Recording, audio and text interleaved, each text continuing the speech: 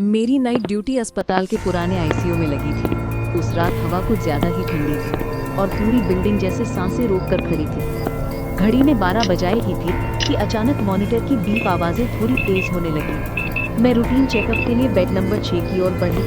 वही बेड जहां पिछले हफ्ते एक बुजुर्ग मरीज मिस्टर मेहरा की मौत हुई थी, लेकिन आज वहां कोई नया एडमिट नहीं था।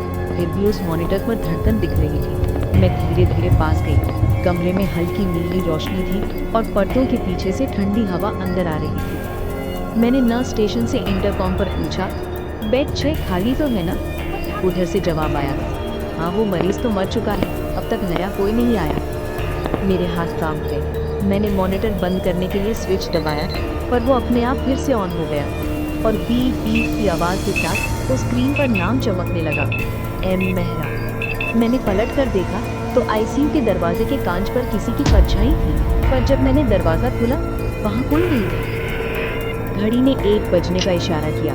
अचानक एसी अपने आप बंद हो गया और कमरे में हवा चलने लगी। मैं डरते हुए बाहर निकलने लगी, तभी पीछे से किसी की भारी सांस सुनाई दी। मैंने पलट कर देखा, बेड 6 का पर्दा धीरे धीरे अपने आप खिसक रहा था। अंदर वही मरीज लेटा था, आंखें खुली हुई पर सांस नहीं चल रही थी। मेरे गले से आवाज़ तक नहीं निकली। मॉनिटर की बीप एकदम सीधी लाइन में बदल गई, लेकिन मैं साफ देख रही थी कि उसके होंठ हिल रहे थे। उसने बहुत धीमी आवाज़ में कहा, तुमने मुझे अकेला क्यों छोड़ा?